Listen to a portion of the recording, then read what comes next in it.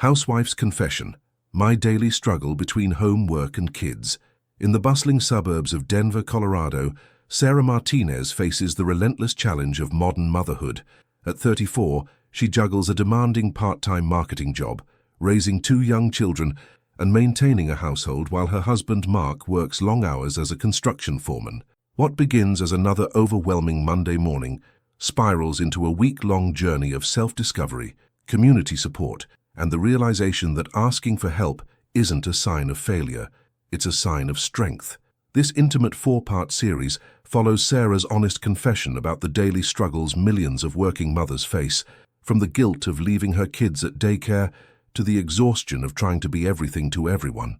Through authentic conversations with neighbors, unexpected friendships, and moments of raw vulnerability, Sarah learns to navigate the complex balance between personal ambition, family responsibilities, and self-care in contemporary America.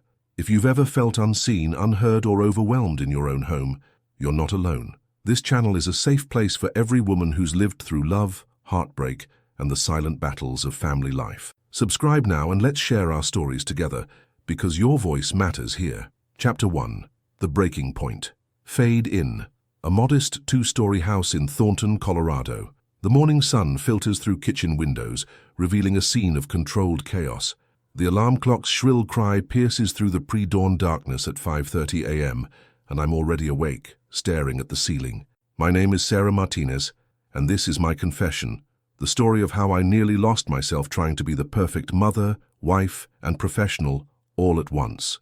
The hardwood floors are cold beneath my bare feet as I pad to the kitchen, the familiar creak of the 3rd step, a daily reminder of all the home repairs we keep putting off. Mark is already gone.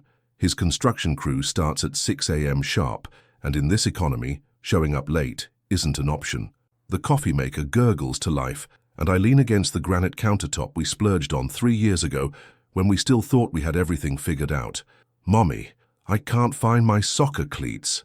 8-year-old Emma's voice carries down from upstairs, tinged with that pre-meltdown panic I know so well. "Check the mudroom, sweetheart," I call back, simultaneously pulling eggs from the refrigerator and mentally reviewing my presentation for this afternoon's client meeting. The irony isn't lost on me. I help other businesses organize their marketing strategies, while I can barely keep track of my daughter's sports equipment. 5-year-old Lucas appears in the doorway, still in his dinosaur pajamas, rubbing sleep from his eyes. His dark hair sticks up in impossible directions, and despite the mounting stress of the morning, I can't help but smile. These moments, before the rush, before the demands, these are what I'm fighting to preserve. "Mama, can we have pancakes?" he asks, crawling onto the bar stool with the determination of a much older child. "Not today, buddy. How about scrambled eggs and toast?" I'm already cracking eggs into the pan, muscle memory taking over, while my mind races through the day ahead. Drop off at Sunshine Elementary by 8:15, Lucas to Little Learners Daycare by 8:30, in the office by 9:00, client presentation at 2:00, grocery shopping during lunch, pick up by 5:30, dinner, homework, baths, bedtime stories. The eggs are burning. The acrid smell fills the kitchen just as Emma thunders down the stairs, cleats dangling from her hand, her face flushed with anxiety. "Mom, you said they were in the mudroom, but they weren't, and now I'm going to be late for practice. And Coach Martinez said if we're late again..." "Emma, breathe." I scrape the blackened eggs into the trash, my hands shaking slightly. "We'll figure it out. There's cereal in the pantry." "But I hate cereal for breakfast." Her voice rises to that pitch that signals an imminent breakdown, and I feel my own composure beginning to crack. The kitchen timer beeps. I'd forgotten about the toast. 2 blackened slices pop up, and I stare at them as if they're evidence of some greater failing.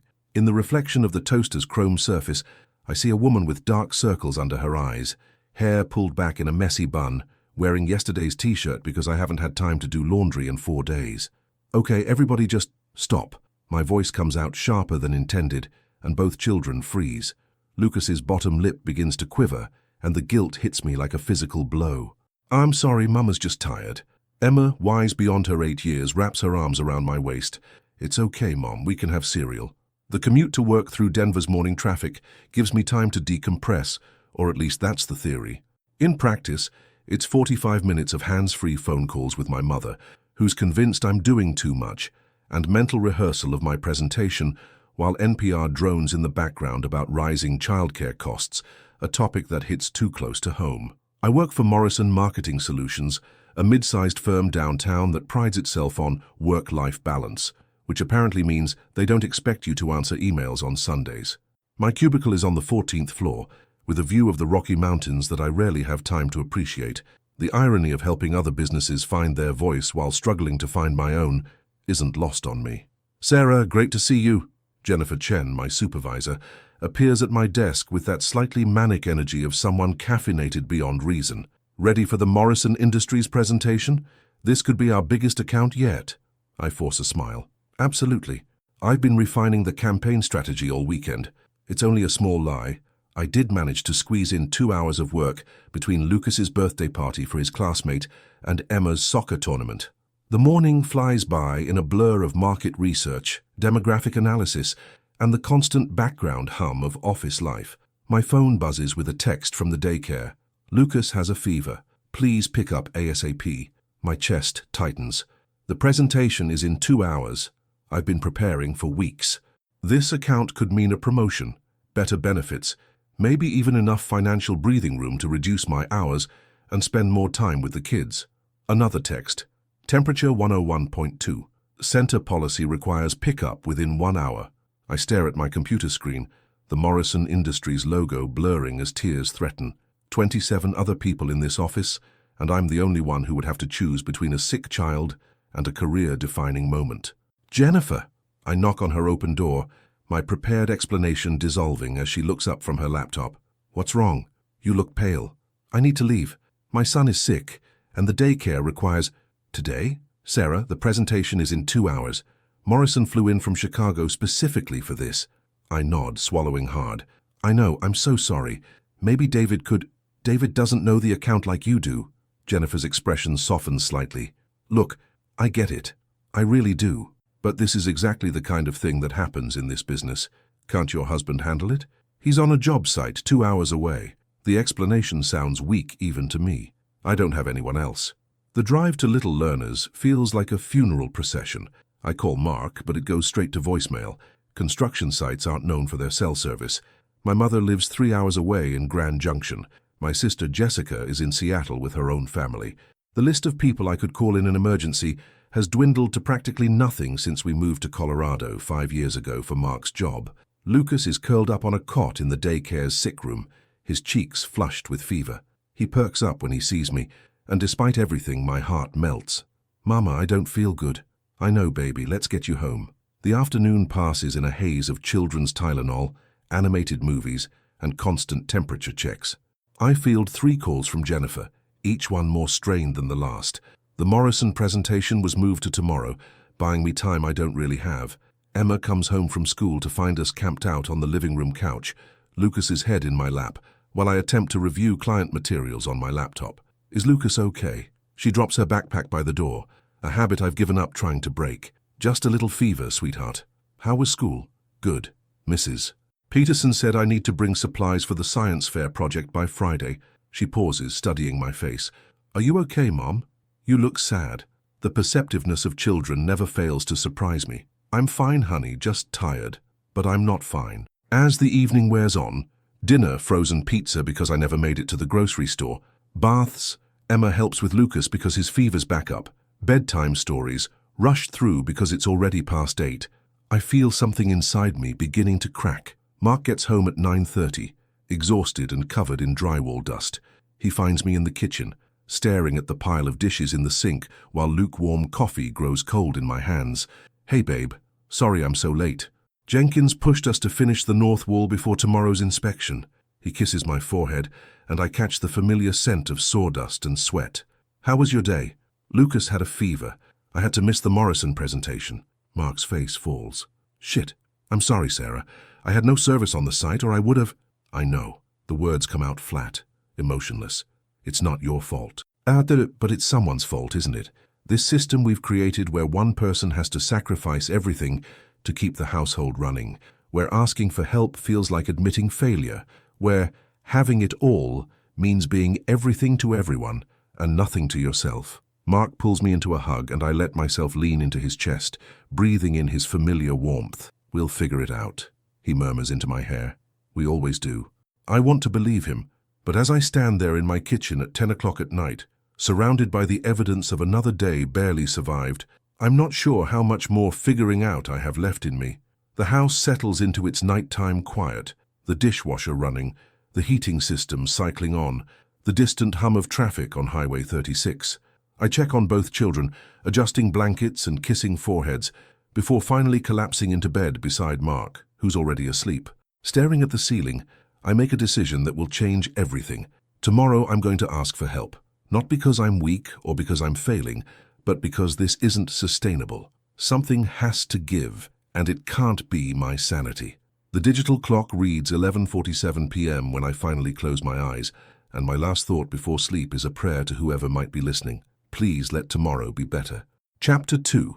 The Village I Forgot. I had the next morning arrives with the same pre-dawn darkness, but something feels different. Maybe it's the decision I made last night, or maybe it's the way the coffee tastes a little less bitter when you're not drinking it in defeat.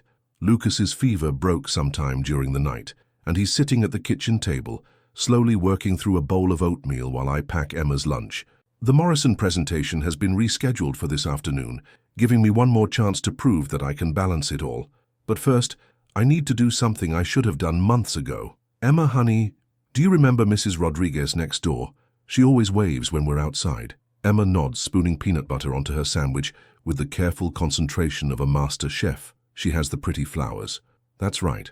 I was thinking of asking if she might be able to help us sometimes when you guys get sick, or when Mama has important work meetings. Like a backup plan?" Emma's face brightens with understanding.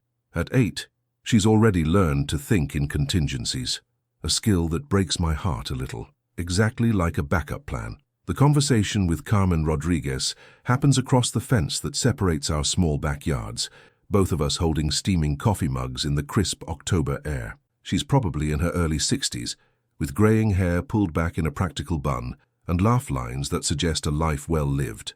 "I've been watching you, Mija," she says in accented English, her voice warm with concern.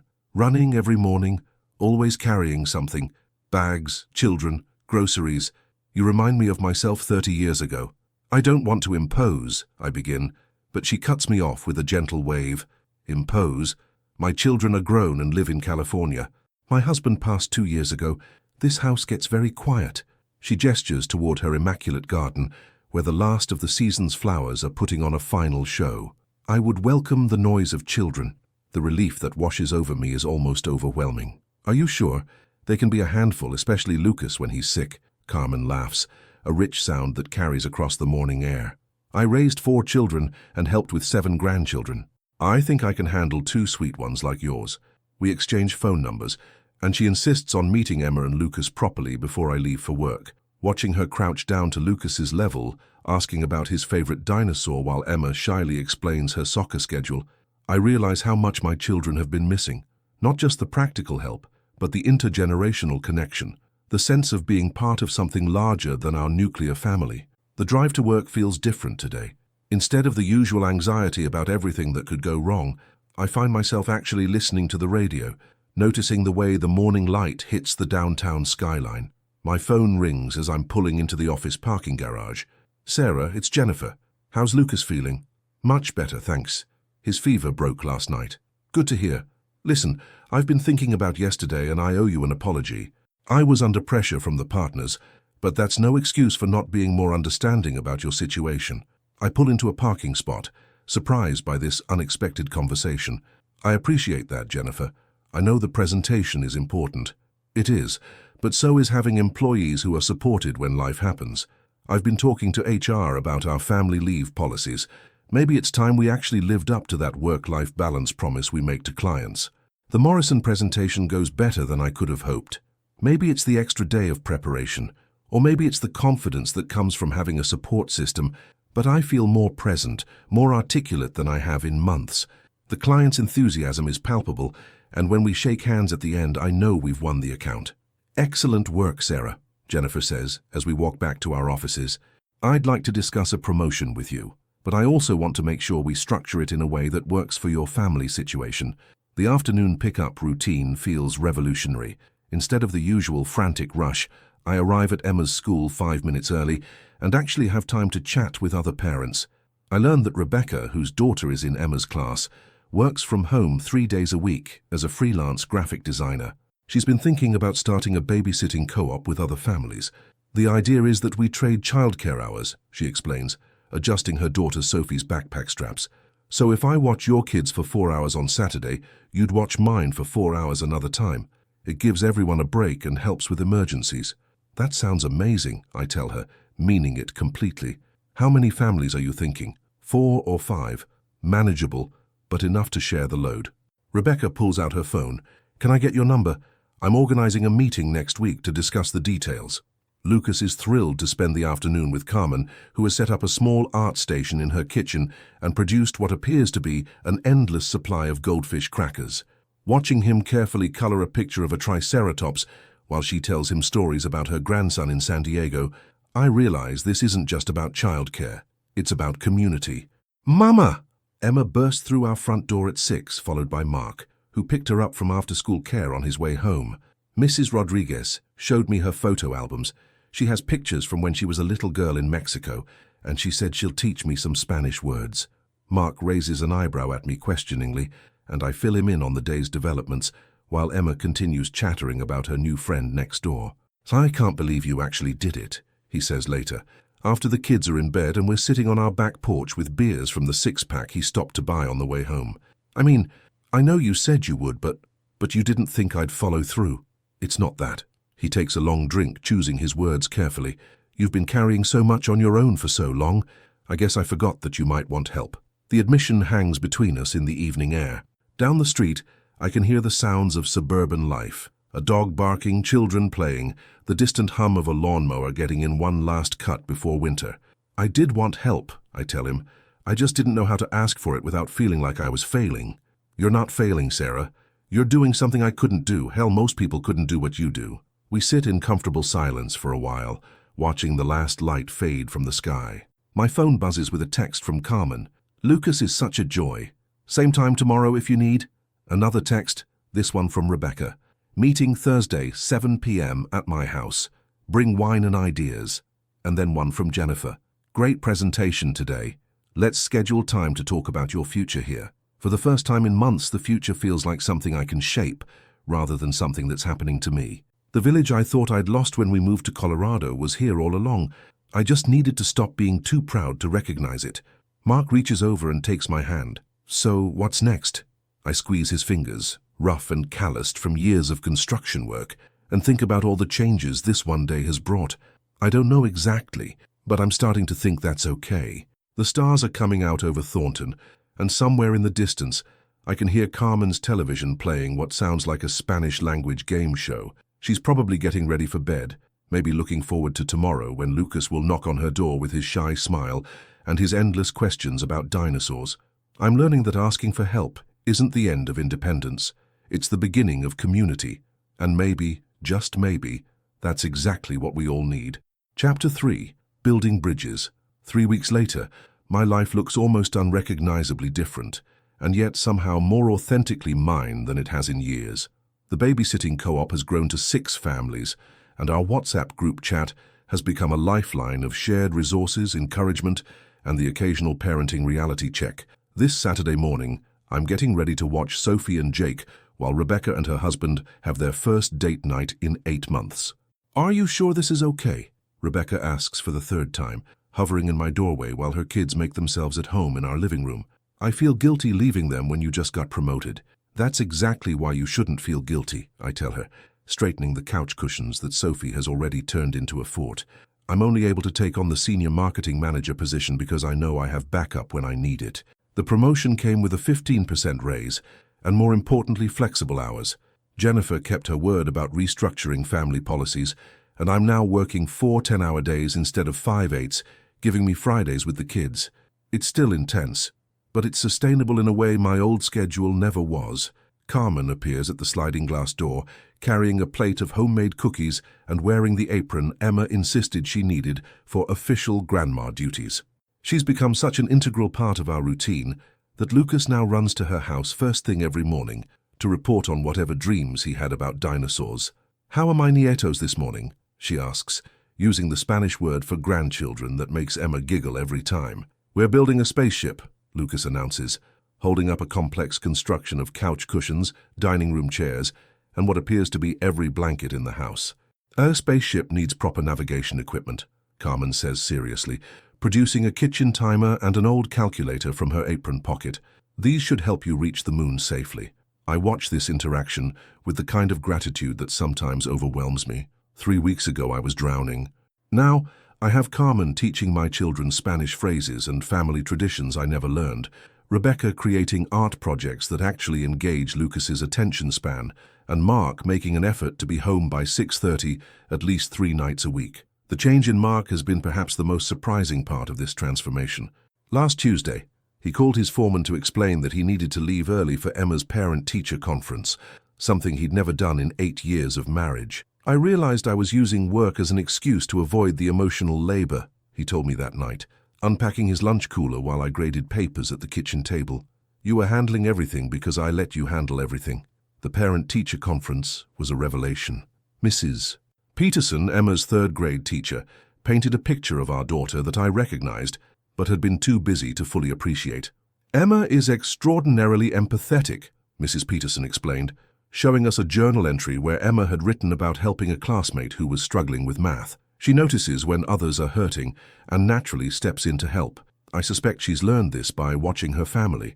Mark and I exchanged glances across the tiny plastic chairs. Is that good? I asked. It's wonderful, but I also want to make sure Emma knows it's okay to ask for help herself. Sometimes children who are natural caregivers forget that they need care too. The conversation stayed with me for days. How much had Emma absorbed about the importance of being self-sufficient? Had I inadvertently taught her that needing support was weakness? That Friday, my first official day off, I decided to find out. I picked Emma up from school early, claiming a mental health day that she accepted with the skeptical wisdom of an 8-year-old. Where are we going? She asked, buckling her seatbelt as I pulled away from Sunshine Elementary. Adventure, I said, which is our family code for I have no plan, but let's see what happens. We ended up at the Denver Museum of Nature and Science, something we'd been meaning to do for months but never had time for. Watching Emma's face light up at the dinosaur exhibits, seeing her confidence as she explained paleontology concepts to other visiting children, I realized how little I actually knew about this incredible person I was raising. Mom, she said as we sat in the museum cafe sharing an overpriced sandwich, are you happier now? The question caught me off guard. What do you mean, sweetheart? You don't cry in the mornings anymore. My throat tightened. I was crying in the mornings? Sometimes. When you thought Lucas and I weren't looking. She took a careful bite of sandwich, considering her words. But now you smile when Mrs. Rodriguez comes over, and you laughs at Daddy's jokes again. The precision of children's observations never fails to humble me. I'd been so focused on managing logistics that I'd forgotten they were watching me navigate the emotional landscape of overwhelm, stress, and gradual recovery. I am happier, I told her honestly. Learning to ask for help made everything better. Like how I asked Tommy to help me with math, and I help him with reading? Exactly like that. That evening, the whole family gathered at Carmen's house for what has become our weekly Saturday dinner tradition. She insists on cooking. Mark brings beer and helps with dishes, and the kids have the run of her backyard, which is infinitely more interesting than ours due to a garden shed full of mysterious tools and the promise of buried treasure. Probably just forgotten flower bulbs, but they don't need to know that. I have news, Carmen announces over her famous enchiladas, which have ruined every Mexican restaurant in Denver for me. My daughter Maria is moving back from California next month. My heart sinks a little. Oh, will you need less help with the kids? Carmen laughs, reaching over to pat my hand. Mija, Maria has 3 children of her own and a job that requires travel. I'm going to need more help, not less. The relief on my face must be obvious because Mark starts laughing. You should see yourself, Sarah. A month ago, you couldn't imagine asking one person for help. Now you're worried about losing your support network. It's different now, I say, and I mean it. This isn't just about childcare anymore. It's about family. Emma looks up from her enchilada, beans and rice scattered artfully across her plate, in patterns only she understands. Mrs. Rodriguez, when your daughter comes, will she teach us more Spanish? I want to learn the words for all the dinosaur names. Por supuesto, Carmen says, then translates for Lucas. Of course, mi amor.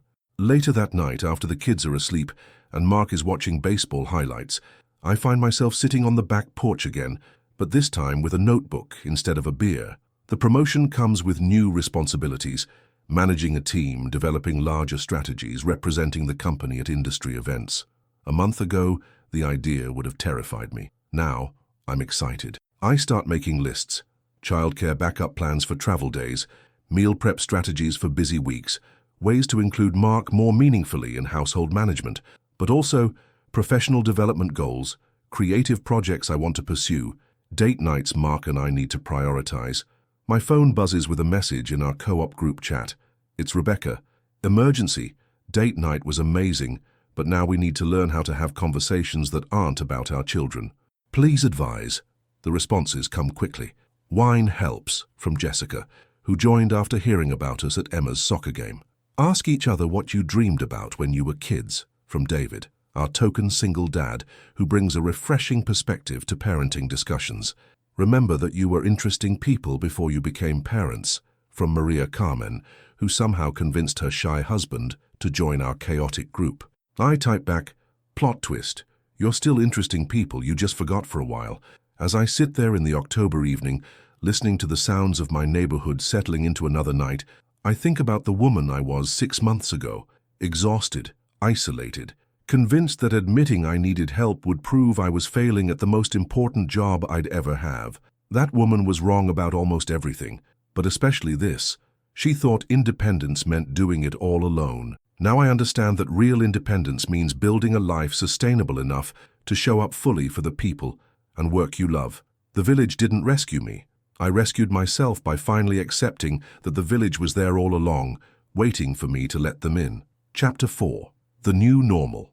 6 months later, spring has arrived in Colorado with its typical dramatic flair. Snow one day, shorts, weather the next, and I'm learning to appreciate the unpredictability rather than fight it. I'm sitting in my new office, one floor up from my old cubicle with an actual door that closes and a view that includes both the mountains and the bustling energy of downtown Denver.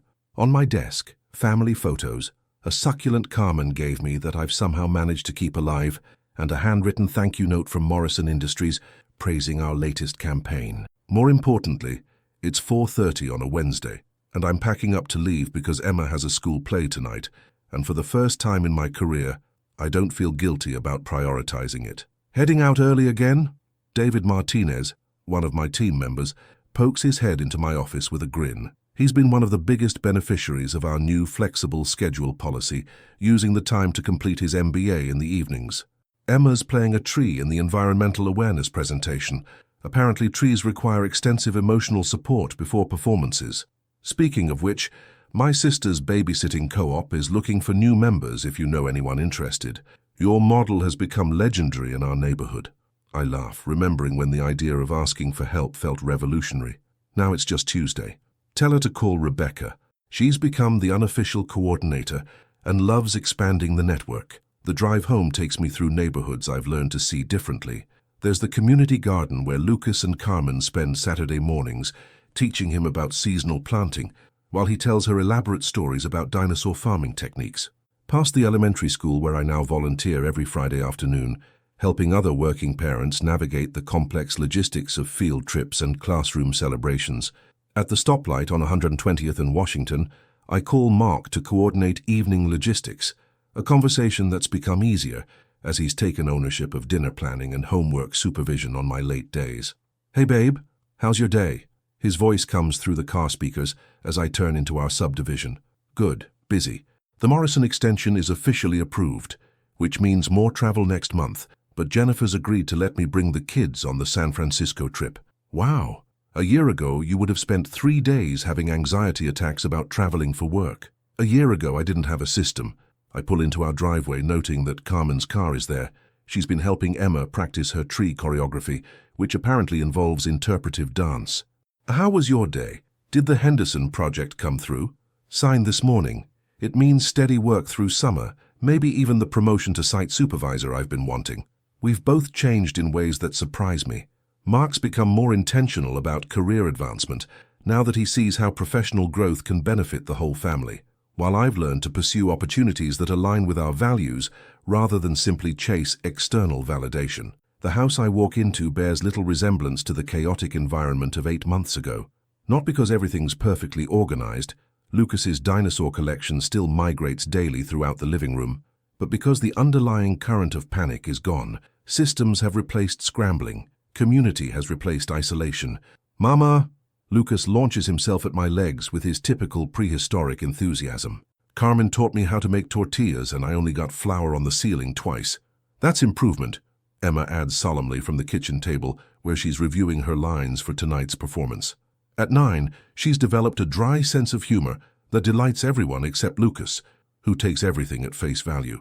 Carmen emerges from the kitchen, flour dusted on her apron and satisfaction written across her face. "This boy has natural talent for cooking. My abuela would have loved him." "Did you hear that, Lucas? You're a natural chef." "I want to cook dinosaur eggs tomorrow," he announces. "Carmen says chicken eggs are basically dinosaur eggs because birds are dinosaurs, which means we eat dinosaur eggs all the time, which is awesome." The logic is flawless, I agree, accepting the flowery hug he offers. These afternoon debriefings have become one of my favorite parts of the day. Carmen shares stories from her morning with Lucas, Emma updates me on school politics with the gravity of a United Nations diplomat, and I actually have the mental space to engage with their worlds instead of just managing them. "Sarah, I have something to discuss with you," Carmen says as we move to the kitchen, where evidence of tortilla making covers most available surfaces. "Maria's company is offering her a permanent position here in Denver. She wants to move back for good." "That's wonderful. You must be so excited." "I am, but I'm also nervous." Carmen busies herself with cleaning, a tell I've learned to recognize when she's working through complicated emotions. "I've loved being so needed by your family. What if Maria thinks I'm too involved with neighbors, not available enough for her children?" The vulnerability in her admission touches something deep in my chest. Over the past months, Carmen has become more than a babysitter or neighbor. She's become family in the truest sense, someone whose well-being is intertwined with ours. "Carmen, look at me." I wait until she stops wiping the already clean counter and meets my eyes. "You saved us, not just with childcare, but with love, wisdom, tradition. You think we're going to let some arbitrary family boundary change that?" Her smile is watery but bright. "Maria's children will love you too. And Emma and Lucas need cousins to boss around. Plus you'll need backup grandma help," Emma adds from the table, where she's been eavesdropping with practiced skill. "That's how communities work, right, Mom? Everyone helps everyone?" Mark arrives home at 6:00 sharp, a commitment he's maintained since we restructured our family priorities. He finds us in the living room, where Emma is practicing her tree performance, while Lucas provides dinosaur sound effects, and Carmen offers choreographic suggestions that somehow make everything both more dramatic and more ridiculous. "How's my forest ecosystem?" he asks, kissing me hello before getting pulled into a discussion about whether trees can roar, Lucas's position, or if they communicate through rustling, Emma's more scientifically accurate but less entertaining stance. Dinner is Carmen's leftover enchiladas, reheated with fresh tortillas Lucas helped make, served on mismatched plates around our kitchen table that somehow manages to seat 6 when needed. The conversation flows between English and Spanish, homework help and work stories, plans for tomorrow and memories from yesterday. "I got the promotion," Mark announces over dessert, and the celebration that follows involves more hugging than our small kitchen can safely contain. "This calls for a toast," Carmen declares, raising her water glass with ceremonial gravity. "To new beginnings and old friendships. To families that choose each other," I add, thinking about the network of support we've built through intentionality and vulnerability. "To dinosaur tortillas," Lucas shouts, raising his sippy cup with such enthusiasm that apple juice sloshes onto the table. Emma's school performance is everything a third-grade environmental awareness presentation should be. Earnest, slightly chaotic, and absolutely charming. She stands center stage in her brown costume with construction paper leaves taped to her arms, delivering her lines about carbon dioxide absorption with the gravity of a climate scientist. "Trees are the lungs of the earth," she proclaims to an auditorium full of parents holding phones and grandparents dabbing their eyes. "We breathe out what they need, and they breathe out what we need. It's like the best friendship ever." In the audience, I'm sandwiched between Mark and Carmen, who insisted on coming to support her granddaughter. Lucas sits on Mark's lap, occasionally whispering dinosaur facts that have nothing to do with trees but everything to do with his enthusiasm for sharing knowledge. After the performance, we gather in the school hallway where Emma basks in the attention of her extended chosen family. Rebecca and Sophie appear with flowers, followed by David and his twins, then Maria Carmen with her husband and teenage son. "We're like a traveling circus," Rebecca laughs, surveying our group as we spill out into the parking lot. "The best kind," Carmen adds, adjusting Emma's leaf crown that's listing slightly to the left. Later that night, after Emma's costume has been carefully preserved in her memory box, and Lucas has been convinced that trees don't actually need bedtime stories, Mark and I find ourselves on the back porch again, a tradition that's become our touchstone for processing the changes in our lives. "Can I tell you something?" Mark says, opening 2 beers with the easy rhythm of a ritual we've perfected. "A year ago, I thought you were handling everything so well that you didn't need me to step up. It was easier to believe that than to admit I didn't know how to help. I wasn't handling it well. I was barely surviving it. I know that now. But from the outside, you looked so capable. You always found solutions, always made things work." He pauses, choosing his words carefully. "I think I was intimidated by how good you seemed at all of it." The honesty in his admission settles something that's been shifting between us for months.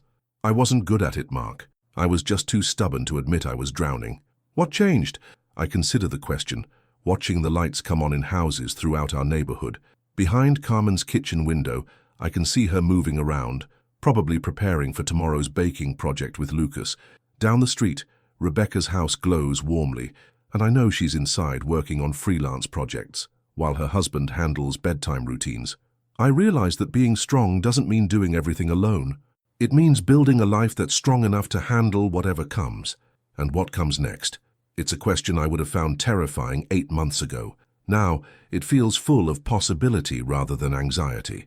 Maria starts at my company next month. Jennifer hired her for the new digital marketing position. Rebecca's launching her design business with 3 steady clients. Carmen's going to start teaching Spanish classes for kids in the community center. I lean back in my chair, marveling at how interconnected our lives have become. And I'm thinking about writing a book. A book? About what? About this. About how we built a village in suburbia. About what happens when you stop trying to be superhuman and start trying to be human. Mark nods slowly. I'd read that book. Hell, I'd buy copies for everyone I know. The working title is The Village I Forgot I Had. Perfect. We sit in comfortable silence, listening to the sounds of our neighborhood settling into evening. A dog barks somewhere in the distance. A car door slams. The Martinez family next door to Carmen calls their children in for the night in rapid Spanish that Emma would now partially understand. "Sarah," Mark says eventually, "I'm proud of us, of what we built here.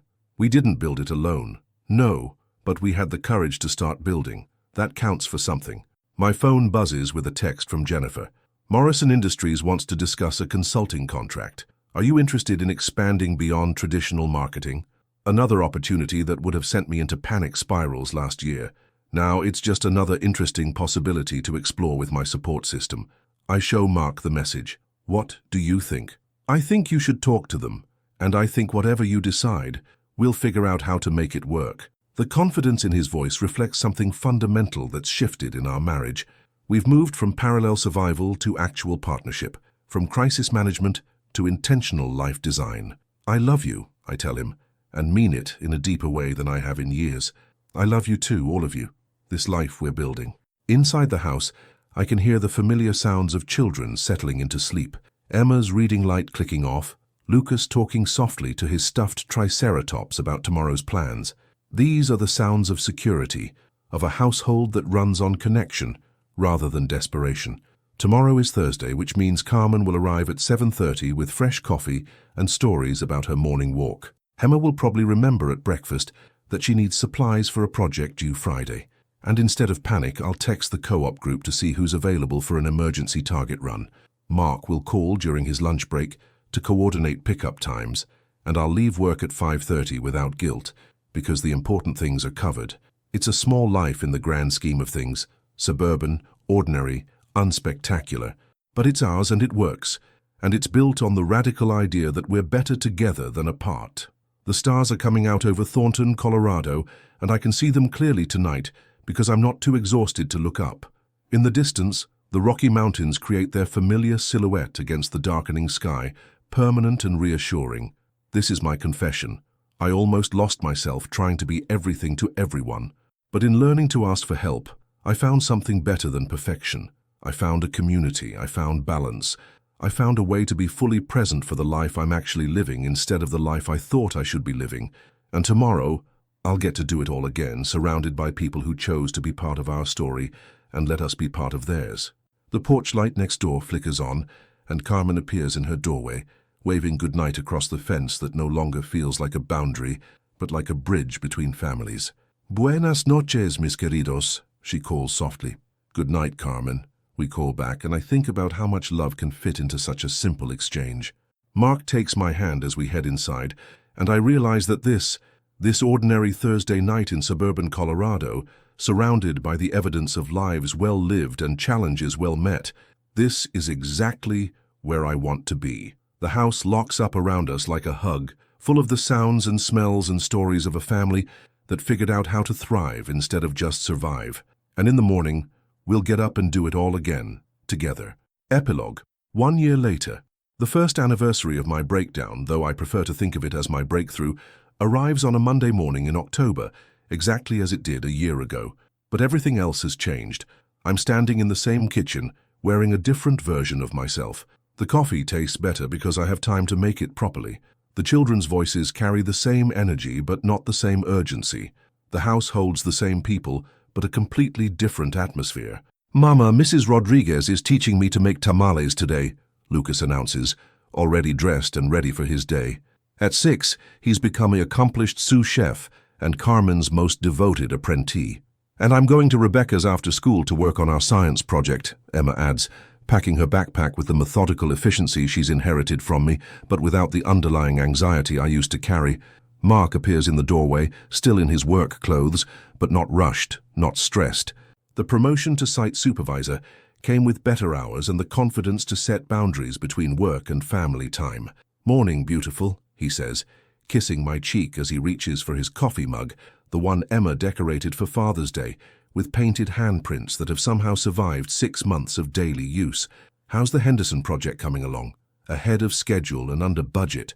Turns out, when you're not constantly worried about home, you can focus better at work." He grins. "Who would have thought?" The book proposal is sitting on my laptop upstairs due to my editor this week. 3 publishers are interested in The Village I Forgot I Had, and one of them wants to develop it into a series about reimagining community in modern America. The advance is enough to fund a sabbatical next year, during which I plan to travel to communities across the country that are pioneering innovative approaches to mutual support.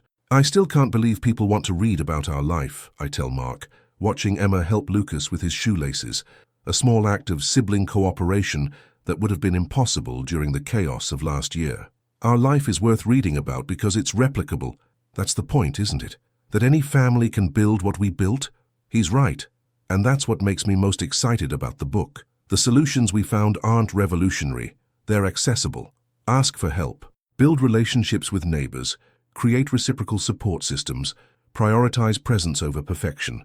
None of it requires special resources or extraordinary circumstances, just the willingness to be vulnerable enough to connect. Carmen appears at the sliding glass door with her usual impeccable timing, carrying what looks like fresh bread, and wearing the apron Emma insists she wear for official grandma duties. "Buenos dias, familia," she calls, letting herself in with the key we gave her months ago. "Carmen, perfect timing as always," I say, accepting the warm loaf she presses into my hands. "How's Maria settling in?" "She loves her new job at your company, and the children are so happy to have their grandmother nearby full-time." Carmen's face glows with satisfaction. "And speaking of family, I have news." We gather around the kitchen island, the unofficial meeting place for all important family announcements. "My son Roberto is moving here from Phoenix next month. He's taking early retirement from the police force, and he wants to start a handyman business." She pauses for dramatic effect, something she's learned from spending time with Emma. "He's specifically interested in helping working families with home maintenance. You know, the things that always get put off when parents are overwhelmed." Mark's face lights up. "That's brilliant. I could recommend him to half the guys on my crew. And I know at least 10 families in our co-op network who would hire him immediately," I add, already mentally composing the group text that will have Roberto booked solid before he even arrives. This is how our community has grown, organically, person by person, need by need. What started as an emergency babysitting arrangement has evolved into a network of families who genuinely care for each other's well-being. We share resources, celebrate milestones, and show up during difficulties. It's not perfect. There have been scheduling conflicts, personality clashes, and the occasional drama that comes with any group dynamic, but it's real, and it works. I have to get to the office, I announce, gathering my laptop bag and the travel mug Mark bought me that says, "World's Okayest Mom," a gift that perfectly captures my evolution from perfectionist to realist. "Big meeting today?" Emma asks, displaying the kind of interest in my work that only developed after I stopped bringing work stress home with me. I'm presenting our community engagement model to a potential client who wants to apply it to employee retention. Turns out business are starting to realize that supporting whole families makes workers happier and more productive. So other people want to copy what we did? Something like that, sweetheart. The drive to work takes me through neighborhoods where I now see possibility instead of isolation. There's the community garden where 3 families from our co-op have plots, past the recreation center where Carmen teaches her Spanish classes and Rebecca runs art workshops for kids, through downtown Denver, where small businesses owned by people in our extended network are starting to thrive through cross-referrals and collaborative marketing. We've accidentally created what urban planners call a social infrastructure, the informal networks that make communities resilient and individuals feel connected. It wasn't intentional, but maybe that's what makes it sustainable. My phone buzzes with the daily check-in from our co-op group. Rebecca: "Sophie has strep. Can anyone take Jake after school?" David: "I can do pickup and homework supervision until 6. Maria Carmen: "I'll bring soup by this evening." Jessica: "Adding antibiotics pickup to my target run." This choreography of care happens automatically now, without the anxiety or guilt that used to accompany every request for help. We've normalized interdependence, and the result is that everyone's life runs more smoothly. At the office, I find Jennifer waiting in my new corner office with coffee and what looks like a significant contract. "Morrison Industries wants to expand their engagement with us," she says, settling into the chair across from my desk. "They're so impressed with our family-friendly policies that they want us to consult on company culture transformation for their entire organization." I flip through the proposal, noting the travel requirements and timeline. A year ago, this opportunity would have sent me into analysis paralysis about childcare logistics and household management. Today it feels exciting and entirely manageable. "This is a huge opportunity," I tell Jennifer, "and I think I can make it work." "I hoped you'd say that. There's one more thing. They want you to lead the project, which would mean a temporary promotion to VP level while maintaining your current schedule flexibility." The conversation that follows is the kind I couldn't have imagined having a year ago.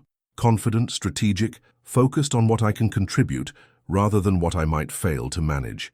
We discuss team composition, budget allocation, and implementation timelines with the ease of professionals who trust each other and the systems we've built. When I call Mark during lunch to share the news, his response perfectly captures how much our dynamic has changed.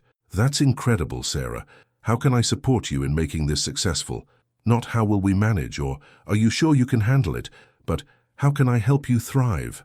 The travel schedule might be intense for a few months. Are you okay with handling more of the evening routine?" "Absolutely. And Carmen's already said she wants to take on more hours if you need them. Plus, the kids love having extra time with their abuela." The afternoon flies by in project planning and strategic conversations. I'm energized in a way I'd forgotten was possible, intellectually challenged, professionally respected, and personally supported. The integration feels seamless because the foundation is solid. Emma's school pickup brings me into contact with the broader network we've helped create. In the parking lot, I see Rebecca coordinating carpools, David scheduling weekend childcare trades, and Maria Carmen discussing summer camp options with 3 other parents. What started as our small experiment has rippled outward, influencing how dozens of families approach the challenges of modern parenthood. "Mrs. Martinez," Sophie runs up to me, Rebecca's daughter who's become like family over the past year. "My mum says you're writing a book about us." "About all of us," I correct gently. "About how families can help each other. Are we going to be famous?" "You're already famous to the people who love you." The evening unfolds with the comfortable rhythm we've established. Carmen has prepared a feast that somehow incorporates Lucas's latest dinosaur obsession. Apparently, Brontosaurus burgers are just regular hamburgers shaped like long-necked dinosaurs. Emma practices violin, while Mark helps with math homework. I review presentation materials, while actually listening to the conversations happening around me. After dinner, we gather in the living room for family reading time, a tradition that emerged naturally once we had the bandwidth for activities that weren't directly related to survival. Emma reads to Lucas from a chapter book about a girl who starts a neighborhood business. Lucas provides running commentary about which dinosaurs would be good at entrepreneurship. "Mama," Lucas says during a pause in the story, "when I grow up, I want to help families like Carmen helps us. What kind of help would you want to give? I want to teach kids about dinosaurs and cooking and how to not be scared when their parents have to work late." The specificity of his vision touches something deep in my chest. He's absorbing lessons about community and reciprocity that I hope will shape his entire approach to relationships. "That sounds like very important work," I tell him seriously. Later, after bedtime stories and tucked-in kisses, Mark and I end up on the back porch with herbal tea instead of beer, a small change that reflects our overall shift towards sustainable practices rather than stress management. "So VP level, huh?" he says, settling into the chair that's become his designated spot for these evening debriefings. "Temporarily. But the experience could lead to permanent opportunities. And how do you feel about that?" It's a question that requires real consideration. A year ago, professional advancement felt like a betrayal of family priorities. Now, it feels like an extension of them, a way to model for Emma and Lucas that pursuing meaningful work and maintaining strong relationships aren't mutually exclusive.